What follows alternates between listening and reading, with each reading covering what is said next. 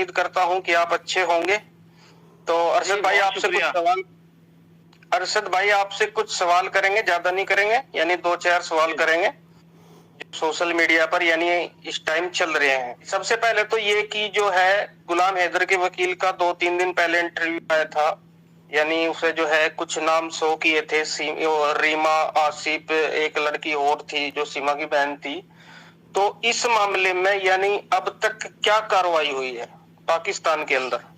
मुस्तकीम भाई, जो आपको याद होगा जिस दिन उन्होंने एप्लीकेशन लॉन्च की थी मलीर कैंट थाने के अंदर, उसी दिन उन्होंने बताया था, रोशन अली अजीम साहब ने जो वकील हैं गुलाम हैदर भाई के, उन्होंने बताया था ना कि मंडे को हम लोगों ने फिर जो है एक एप्लीकेशन और लॉन्च करनी है। उसके बाद जो है हम आपको तफसील तमाम दोस्तों को तफसीलात बताएंगे कि तफसीलात असल में है क्या। तो कल उन्होंने एक और एप्लीकेशन दी है जिसमें उन्होंने कुछ और लोग हैं जो इसको जिन्होंने सपोर्ट किया या जाने में, पहले भी ये नेपाल, आपको पता पहले भी नेपाल गई थी, तो उसी हवाले से जिन जिन लोगों ने उनके अंदर उनकी सपोर्ट की थी, जिन्होंने फाइनेंशियली तौर पे या डॉक्यूमेंटेशन के तौर पे जिस तरह भी हेल्प आउट किया था, उन लोगों के खिलाफ मजीद गहरा तंग करने के लिए कुछ लोग और हैं जिनके खिलाफ एप्लीकेशन दायर किए, जिनमें एक ट्रेवल एजेंट था और एक इसका वहां पे बॉयफ्रेंड था जिसने इसको डॉक्यूमेंटेशन वगैरह में, जो आने जाने में, जो खाने पीने के लिए, जो इसके साथ ज्यादातर वक्त इसके साथ गुजारता था। तो अभी तक मेरे पास जो इतलात है वो यही है कि अभी कंफर्म नहीं है, लेकिन सुनने में ये आया कि एक एजेंट है, ट्रेवल एजेंट, जिससे पुलिस अभी पूछताछ कर रही है। तो अभी उसकी गिरफ्तारी की कोई मेरे पास इतलात नहीं है, लेकिन उससे तहकीकात शुरू बाकायदा तौर पे कर दी गई है। और आज जो है, कल इन्होंने 2-3 जो नाम और दिए हैं पुलिस थाने में, तो उनके बारे में भी रोशन अली अजीम साहब से अभी मेरी बात नहीं हो सकी। जैसे ही वो बात होती है किन किन लोगों के नाम लिखवाएं। तो अरशद भाई, एक सवाल ये है कि जो रीमा है उसका इंटरव्यू देखा, आपने भी देखा होगा, सोशल मीडिया पर काफी चल रहा है, इंडिया में भी पाकिस्तान में भी। वो सीमा से बोल रही है कि आप जो है यानी न्यूज चैनल पे या अपने चैनल पे जो है आइए और ये बताइए कि आपकी मदद किसने की, अगर आप नहीं बोलेंगे तो हम जो है इस केस में फंस जाएंगे, पूरा खानदान जो है हमारा जेल चला जाएगा। तो इस पर आप क्या कहेंगे? मुस्तकीम भाई, जो रीमा की वीडियो चल रही है, तकरीबन 3 से 4 इंटरव्यूज उनके आए हैं, उनकी वीडियोस आई हैं, जिसमें वो कह रही हैं कि सीमा से रिक्वेस्ट कर रही है, सीमा को बार बार कोस रही है, सीमा को बता रही है कि तुम पहले भी गई हो और उस वक्त भी तुमने ये बोला था कि मैं आ जाऊंगी, अब दोबारा चली गई तो अब तुम वापस ही नहीं आ रही हो। तो सीमा है कि जो बहन है रीमा, मैं ये समझता हूँ कि रीमा का इसके अंदर बहुत अहम किरदार है इसके सपोर्ट करने में। जब ये सीमा कहीं जाती थी घर से तो अपने बच्चों को रीमा के पास ही छोड़कर जाती थी। और अब लास्ट टाइम जब ये गई थी, फर्स्ट टाइम जब ये गई थी वहां पे नेपाल में, तो इसने क्या किया था, 3 बच्चे जो हैं वो रीमा के घर छोड़े थे और एक सबसे छोटी बच्ची जो है उसको छोड़ा था, वो जिसके घर में ये किराए पे रहती थी, मालक मकान के घर में। उसकी बेटी से भी हमारी बात हुई है, तो उसने बताया था, बेटी से और उसकी बीवी से, मालक मकान की बीवी से और बेटी से भी बात हुई है। उन्होंने बताया था कि ये छोटी बच्ची को हमारे पास छोड़कर गई थी। तो अब जब दोबारा गई हो, रीमा ने बोला है, अब तुम दोबारा गई हो तो वापस आ ही नहीं रही हो, तुम लोगों को आके मीडिया पे आके, अपने चैनल पे आके लोगों को हकायक बताओ, वरना हम लोग बिल्कुल पूरी तरह फंस जाएंगे। आसफ भाई का क्या कसूर था? आसफ भाई ने तो सिर्फ एफआईआर करवाई थी और एफआईआर भी ये करवाई थी कि हम लोग ज्यादा कार्रवाई नहीं करेंगे। देखें, यहाँ पे 2-3 चीजें आती हैं, फंसती तो ये खुद है रीमा, कि इनको क्या, अगर इन्होंने एफआईआर करवाई थी गुमशुदगी की, लापता की, अगवा की, किसी तरह की जो एप्लीकेशन दी थी, एफआईआर दी थी, तो फिर इनको ये नहीं कहना चाहिए था थाने में कि जी हम खुद ढूंढ लेंगे, हम ज्यादा कार्रवाई नहीं करेंगे। देखें, जो बंदा गिल्टी होता है वो ही ऐसी एप्लीकेशन वगैरह देता है ना। तो अब यही लग रहा है कि सीमा हैदर की बहन है जो रीमा, इसका जो भाई है आसफ, इसकी एक और बहन है वो, और एक इसकी कजन है वो, और एक वो जो किराएदार, जो मालक मकान है, उसकी बेटी। इन तमाम लोगों के खिलाफ एफआईआर होनी चाहिए, इनको नॉमिनेट करना चाहिए, इनको तमाम तर चीजों का पता है। और ये जब सैचन से बात करती थी फोन पे सीमा, तो उस वक्त जो किराएदार मालक मकान था, उसकी बेटी उसके पास बैठी होती थी। बहुत बड़ी बात मैं आपके सामने कर रहा हूँ, उसके साथ बैठी होती थी, तो वो सैचन से वो लड़की भी बात करती होती थी फोन पे। तो इनके खिलाफ एक्शन होना चाहिए। यानी जिसके मकान में सीमा किराए पर रहे थी, उसकी बेटी जो है वो भी सचिन से बात करे थी। जी जी, जो हमारे पास इतलात आई हैं वो बिल्कुल शॉकिंग न्यूज, वहां पे बहुत सी चीजें निकल कर आ रही हैं। ये जब वहां नेपाल गई थी तो नेपाल से इसके सैचन के डॉक्यूमेंट्स अपने साथ लेकर आई थी, उसकी एक कॉपी करवा के लाकर लेकर आई थी, मोबाइल के अंदर भी उसकी भी जो तस्वीर बनाकर लाई थी, जिसके अंदर उसका आधार कार्ड था, वहां पे उसका एक एक गालबन बिल था, इलेक्ट्रिक का या किस चीज का बिल था, उसकी रेजिडेंशियल प्रूफ थे, बहुत सी चीजें वो साथ लेकर आई थी ताकि उसको वीजा अप्लाई करना था उसके लिए। ये बातें हमें वहां से ही पता चली हैं जहां पे ये रहती थी।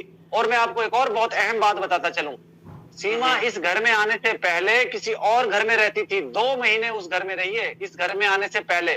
वहां से क्यों भागी, वहां से भी बहुत सी शॉकिंग न्यूज निकल कर आ रही है, वो मैं आपको दोबारा में कभी फिर दोबारा बताऊंगा किसी और वीडियो में। अभी के लिए सिर्फ इतना ही, क्योंकि मेरे पास इसी की जानकारी है। पिछले मकान में जब ये जिसमें 2 महीने रही है, वो भी बहुत जल्द मैं आपके साथ बहुत बड़ी ब्रेकिंग न्यूज और हकायक पेश करूंगा। तो जैसे कि ये चल रहा, सचिन की जो आईडी कार्ड था वो मतलब वहां पर यानी उस मकान में मिला? मकान में नहीं मिला, मोबाइल, किसी के मोबाइल के अंदर से मिला है।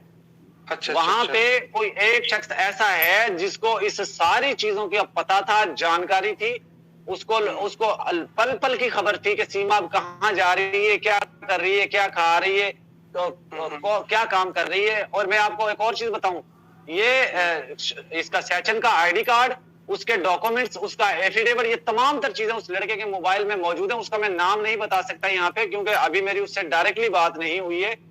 तो वो लड़का बिल्कुल डरा हुआ है, कह रहा है कि जी मुझे इस केस में ना फंसाया जाए, मेरा उससे कोई लिंक नहीं, जबकि वो लड़का सीमा हैदर का बॉयफ्रेंड बताया जा रहा है।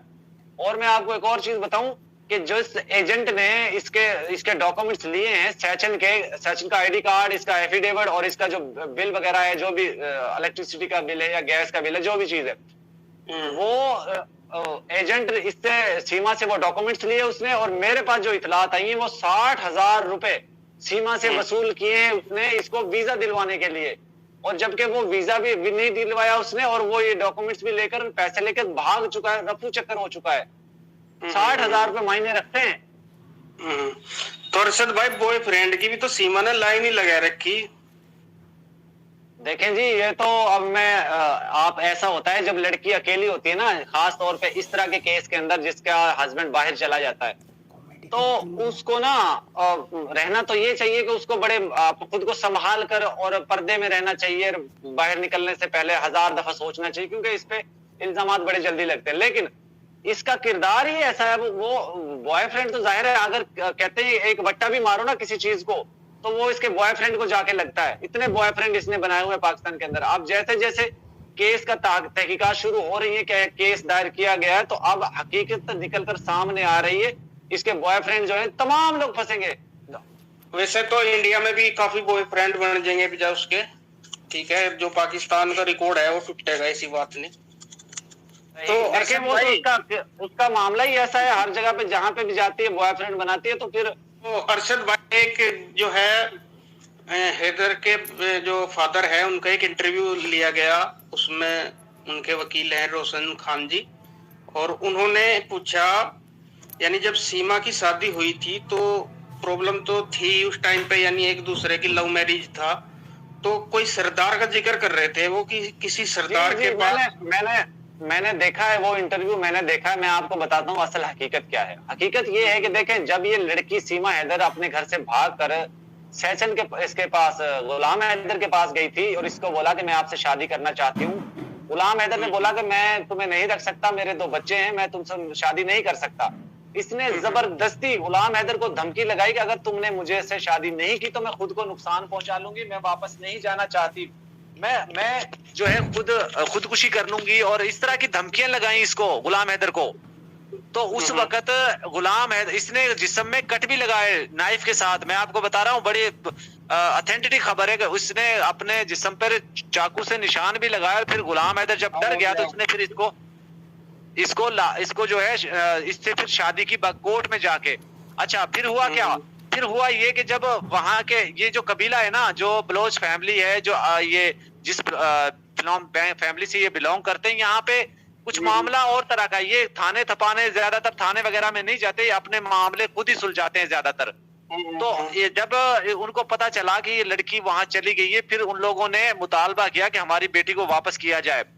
तो वो लोग इसको लेकर गए, इसके घर वाले इसको लेकर गए। जब लेकर गए तो फिर इनको एक, ये समझ लीजिए कि इनको गुलाम हैदर को एक जुर्माना पड़ा था कि तुम्हें अब हमें कुछ पैसे देने पड़ेंगे, तब जाके हम तुम्हें माफी देंगे इसकी, वरना तो इसको सजा। ये इनके कानून, इनके जो फैमिलीज में कुछ अजीब से कानून होते हैं कि मौके पे ही जिस तरह कोई जो करता है वो उसको उसी तरह की सजा मिलती है। फिर इन्होंने 6 लाख रुपए उनकी फैमिली को दिए। एक जो सरदार था वहां पे, जो जिस तरह 2 ग्रुपों में, या आप कह लें हिंदुस्तान के अंदर एक जिस तरह नेता होते हैं, या आप पंचायत का जो सरबराह होता है उसको क्या कहते हैं, वो पंचायती जो होता है, मुखिया, बिल्कुल मुखिया समझ लें, उसको आप मुखिया समझ लें सरदार को। मुखिया ने फिर फैसला किया कि गुलाम हैदर इस लड़की के फादर को 6 लाख रुपए देगा इसको, और फिर ये इसको अपने साथ ले जाएगा, ये इसकी शादी मतलब फिर हम लोग जो है जो बरादरी के तौर पे मंजूर कर लेंगे। तो फिर गुलाम हैदर के फादर ने यही बताया कि 6 लाख रुपए हमने उनको पे किए और फिर हम इसको अपने साथ लेकर आए, तो फिर इनकी शादी जो है बरकरार रही। ये वजह थी, ये बता रहे थे वो। नहीं, बिल्कुल सही बात है। झूठी औरत है यार, ये तो बहुत ज्यादा ढोंग कर रही, बहुत ही झूठी औरत है। पहली तो बात ये इसकी फैमिली को ही छिपा रही थी, मेरी कोई फैमिली नहीं है, वो भी सामने आएगा। बिल्कुल बड़ी बात है, आपने बड़ा अच्छा पॉइंट उठाया। अगर देखें, फर्ज करें हम समझते हैं कि चलो ये बहुत सच्ची लड़की है, हर बात सच बोलती है, तो इसने क्यों कहा कि मेरी फैमिली में कोई भी नहीं है, सब मर गए, मेरा एक भाई है सिर्फ, वो फौज में है, बाकी सब मर गए। अब इसकी बहन कहाँ से पैदा हो गई? ये कोई इंटरनेट से डाउनलोड हुई है?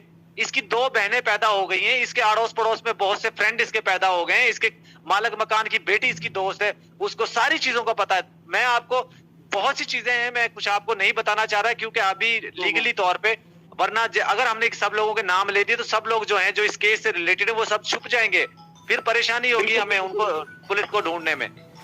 नहीं, जितना मक्कार और फरेबी और बदकिरदार किस्म की औरत है ये, जो अपने हस्बैंड की ना हुई, अपने माँ बाप की ना हुई, बहन भाइयों की ना हुई, अपने मुल्क की ना हुई।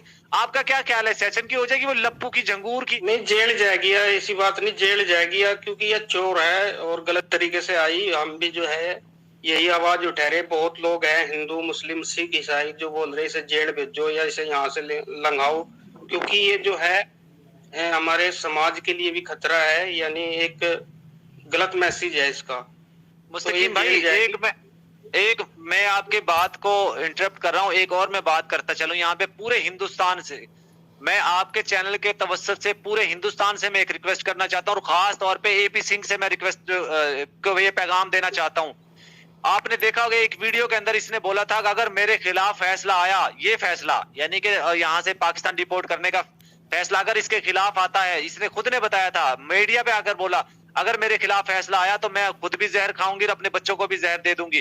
तो इस औरत का कोई भरोसा नहीं है। आप तमाम हिंदुस्तानी इसके लिए आवाज उठाएं बच्चों के लिए, कि ये ना हो कि बच्चों को ये नुकसान पहुंचा दे। और मेरे पास आज की डेट में एक और बहुत बड़ी अपडेट आई है कि इसकी बेटी है छोटी, फरवा बतूल गालबन उसका नाम है, गुलाम हैदर की जो छोटी बेटी है, वो बड़ी शदीद किस्म की बीमार है, 2-3 दिन से बड़ी शदीद किस्म की बीमार है वो। अब मुझे नहीं पता कि उसको इस औरत ने उसको कुछ खिलाया है या वो वैसे नेचुरली तौर पे बीमार हो गई है। तो उसके लिए भी तमाम दोस्तों से मैं रिक्वेस्ट करूंगा, दुआ कीजिएगा कि अल्लाह ताला बच्ची को सेहत दे, तंदुरुस्ती दे, और इस औरत से बचाएं, बच्चों को बचाएं। पुलिस से मैं रिक्वेस्ट करता हूं, इदारों से मैं रिक्वेस्ट करता हूं, इस बच्चों को इससे दूर लेके जाया जाए और वहां कहीं सेफ साइड पे उनको उनकी पुलिस की कस्टडी में दिया जाए, किसी इदारे की कस्टडी में दे दिया जाए। इस औरत से दूर लेके जाया जाए बच्चों को।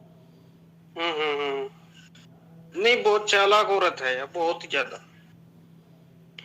एक सीधी सादी औरत जो है इतना बड़ा काम नहीं करती मेरे भाई। एक इलीगल तरीके से दुबई, नेपाल और इधर आना उधर जाना, इतना बड़ा काम, तो चालाक तो ये है ही। तो अरशद भाई, आपका बहुत बहुत शुक्रिया, आपने जो है काफी अच्छी जानकारी इस केस को लेकर दी। थैंक यू सो मच मेरे भाई, और बहुत शुक्रिया जी आपका।